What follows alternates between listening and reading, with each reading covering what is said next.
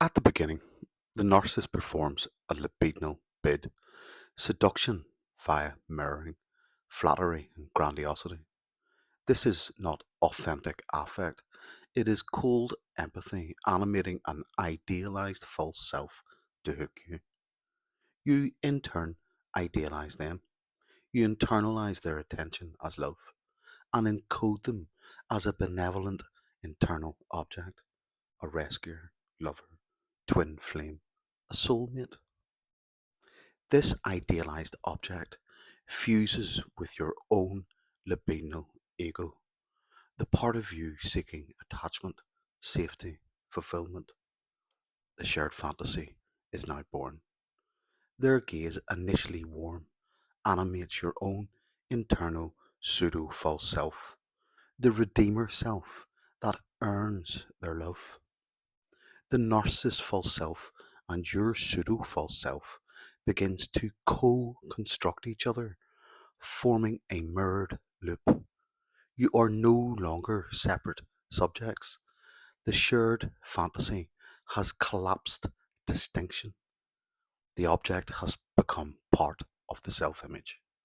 As the narcissist begins to project their anti-libidinal content, rejection, coldness, disdain, their gaze turns hostile. This is not just interpersonal, it's intra-psychic. The representation inside you no longer radiates idealization.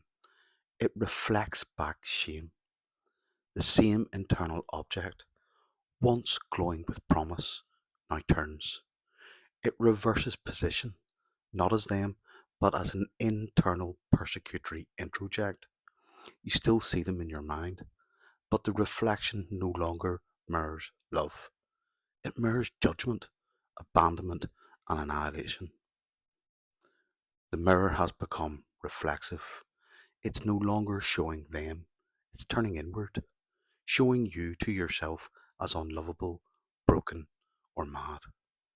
You begin to experience recursive introjection. You project shame onto the reflection, which returns it amplified. The shared fantasy collapses, but the internalized object persists, now haunting, not healing. What was once a source of identity becomes a source of psychic fragmentation. The inwardly shaming object becomes a symbolic colonizer.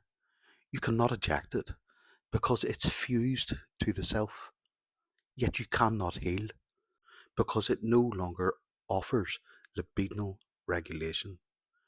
The original shared gaze has become a cold surveillance, reflexive, hostile, and looping. This is the hall of mirrors turned inwards. You're trapped inside your own psychic architecture, haunted by a reflection that was never real, yet has now become your internal judge. R-MPI, Reflexive Mirrored Psychic Inversion, describes this perfectly. A reversal of internal object positions caused by the failure of the narcissistic object to sustain its idealized image. The internalized narcissistic object, originally experienced as a source of comfort, becomes a reflexive introject that shames, confuses, and fragments the ego. This is not psychosis. It is a symbolic collapse of the libidinal and anti-libidinal structure that has sustained the self under the shared fantasy. The object you loved is gone, but the reflection remains, now turned toward you, no longer mirroring hope, but annihilation. And because it lives inside of you, you grieve it as if grieving yourself. This is where recovery begins, when the survivor can finally say, that was never me, that was never love, that was the mirror turning. Peace out, loads of love.